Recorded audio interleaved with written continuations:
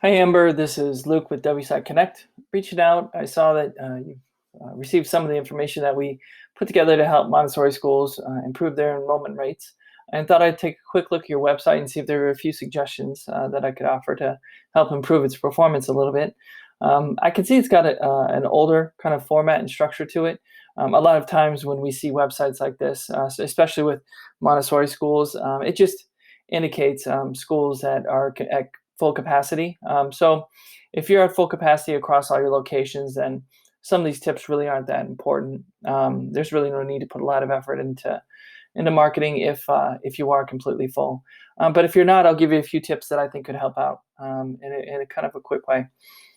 So the first thing that I notice is this not secure indication here next to your website domain name. Essentially, what this is that your website's missing an SSL certificate. So people who visit this website, other people could see their traffic and kind of what they're doing. So having an SSL certificate in place would put a little padlock here and provide a more secure connection to your site. And it's something that search engines like as well. So prospective parents would see that padlock instead of not secure.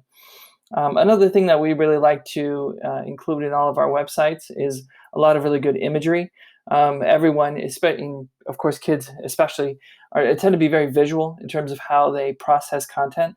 And so this is a very text-heavy website. If I click on any of these links here, it'll just be a lot more text. And really the only the images here are the stones that we see throughout the site, which I think are a relation to the name of your brand.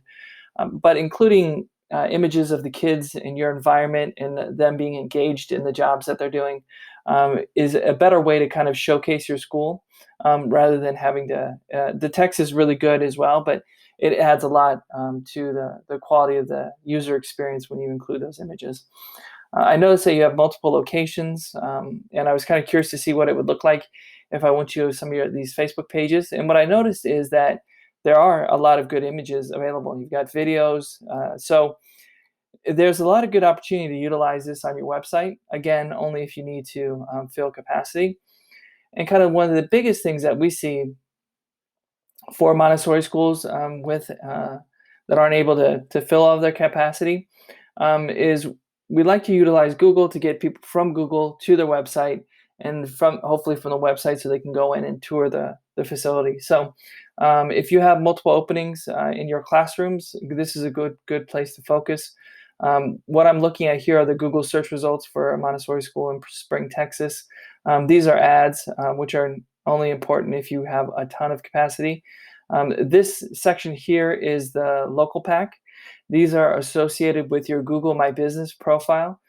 So hopefully you have that set up and claimed so that you have the potential to show up here.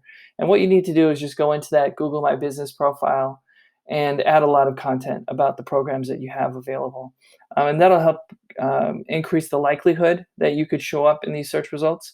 Of course, that really also depends on how well these schools have optimized their own Google My Business profile.